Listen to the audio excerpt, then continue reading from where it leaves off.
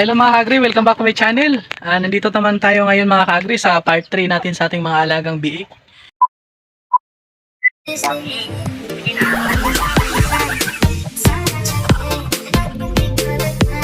Yan, yung 8 piraso na sa likod natin.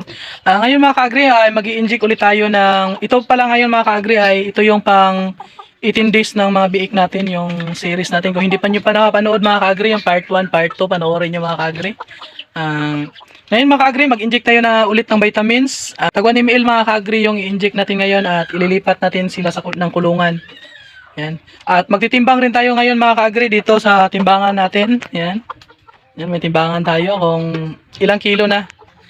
Kasi dati mga ka-agri na nung 21 mga ka-agri mula nung part 2 natin mga ka-agri ay ito na yung ika 13 days kung ilang kilo yung inangat nila or tinubo nila mga ka-agri or ilang kilo na sila ngayon dahil nung part 2 mga ka-agri 7 kilo sila. Yan, tingnan natin mga ka-agri kung ilan yung nila nadagdag na timbang. Yan. Ngayon mga ka-agri, dahil ako lang mag-isa, mag-i-inject ako mga ka-agri, sabay lipat doon sa kabilang kulungan. Ito mga ka-agri, papakita ko sa inyo. Dito ko sila ililipat mga ka-agri, yung bago kong gawa. Ito pala mga ka-agri, may bagong vlog tayo dito sa ating kulungan. May vlog tayo dito mga ka-agri kung magkano yung ginastos natin dito. Saka natin i-upload mga ka-agri pag mga ka-agri.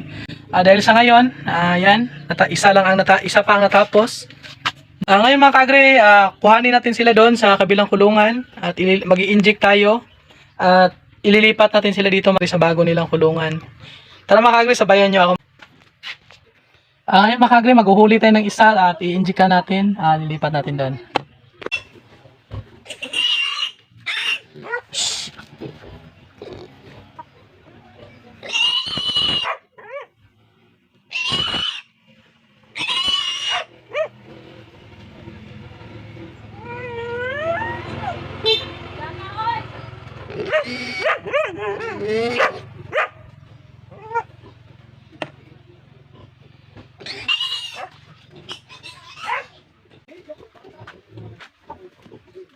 Nagalit yung inahin.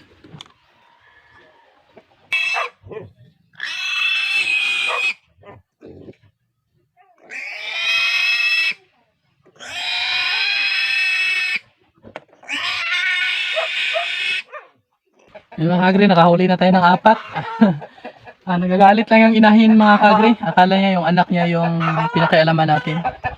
Ngayon mga ka-agri, 4 na lang yung natira. Tara, kunin natin yung iba.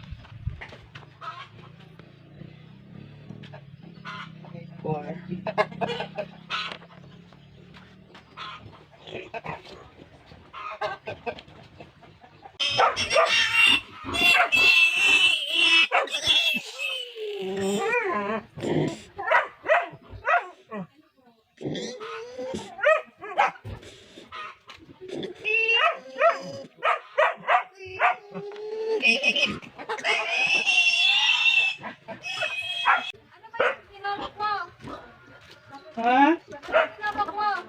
Ano? Oo.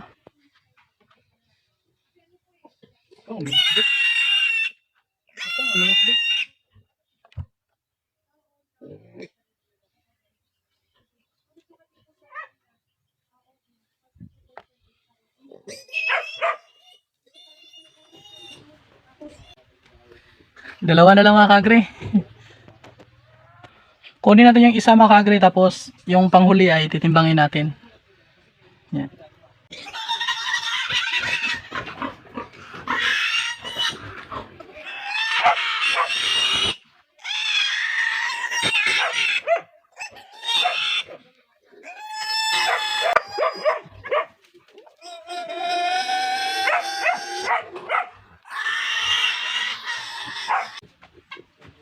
Ayun mga ka-agri, isa na lang.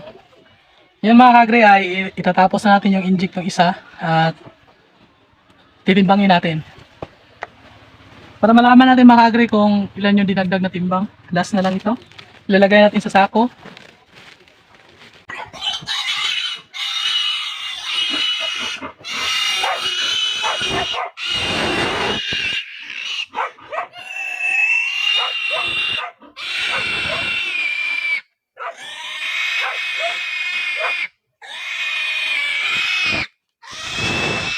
Walter.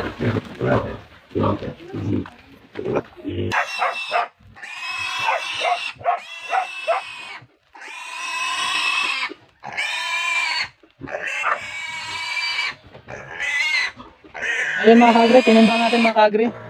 Ayan ay nagtitimbang mga kaagri ng 12.5. Ayan mga kaagri, oh. 12.5. Yan. Balik sa pag ano natin mga kaagri ay nagdadagan siya ng 5 kilo at kalahati.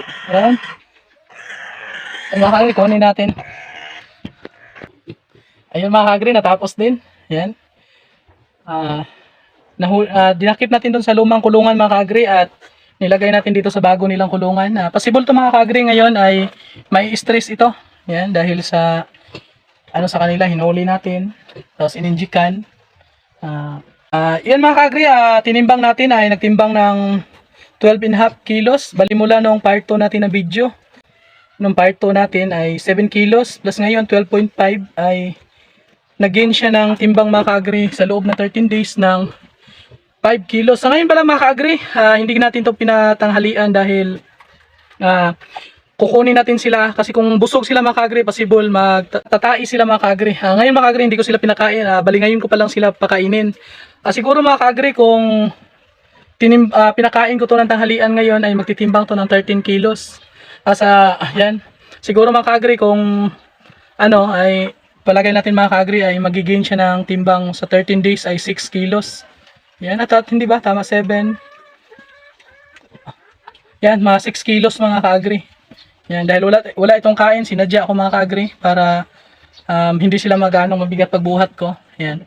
Hope mga kaagri ay pagdating ng bago magpasko mga kaagri, mabinta natin itong mga biik. Target natin dito mga kaagri ay magkikilo ito ng 25 to 30 kilos. Babanatan natin to sa pagkain mga kaagri. Ngayon pala mga kaagri, pinakain ko dito ay Ultra Pack na starter. Yan. Yan, with feeding ang ginamit ko mga kaagri. Sa ngayon ay dito sa akin ay 18 days na to mga kaagri mula nung nakuha natin. Yan. Hope mga kaagri, malaki-laki yung kita natin to sa 8 piraso na to. Dito pala mga kaagri ngayon ay 13 kilos mga kaagri kung nakakain to sila. Hindi pa ganong malaki yung nakuha natin mga kaagri. Mapasibol na may malaki pa dito. Parang ang natimbang ata natin mga kaagri ay medyo maliit-liit konti. Palagay na lang natin mga kaagri ay 13 kilos pag pinakain natin to lahat. Yung isa mga kaagri. Sa loob ng 13 days nagiging siya ng weight ng 6 kilos. Hope mga kaagri ay ngayon ay December 4. Hope mga kaagri ay sa loob ng 20 days or 19 days, 18 days may binta natin to 23 mga December 23, 24 or 22 mga kaagri, depende sa buyer natin mga kaagri. Yan. Comment kayo sa baba mga kaagri, kaya ba natin to ma-hit yung timbang na 25 kilos to 30? Yan. Ang ginawa ko pala dito mga kaagri ay pinapakain ko sila ng tanghali, umaga, tanghali at hapon. At saka pagdating ng gabi mga kaagri, pinapakain ko pa rin sila mga 11 or 10 bago ako matulog. Yan. Para mabilis yung paglaki nila mga kaagri. Ang feeding ko dito mga kaagri ay with feeding mga kaagri. Yan, binasa ko. Dalawang beses na natin to na injika ng vitamins mga kaagri. Hope na mabilis yung paglaki nila nito. Yung pangalawa natin pag-inject. At pakakainin natin sila ng marami para mabilis lumaki. Ayun lang mga kaagri, yung vlog natin dito ngayon sa part 3. Hope mga kaagri ay subaybayan yung aking YouTube channel, Marlon Agri Vlogs. At pakilike na rin mga kaagri, ay hiling ko lang sa inyo mga kaagri para i-recommend pa ni YouTube ang ating mga video mga kaagri at makagawa pa tayo ng mga video pang iba. Yan. Salamat mga kaagri, and tulungan nyo ako mga kaagri na makarating tayo sa 1,000 subscriber at 4,000 watch hour para ma-monetize tayo. Yan. Maraming salamat sa inyo mga kaagri, nakarating dito sa video na to. Ako po taos pusong nagpapasalamat sa inyo mga kaagri sa inyong pagsubaybay. Sa 300 mahigit natin na subscriber, maraming salamat sa inyo mga kaagri. Thank you mga kaagri, and bye bye. God bless mga kaagri.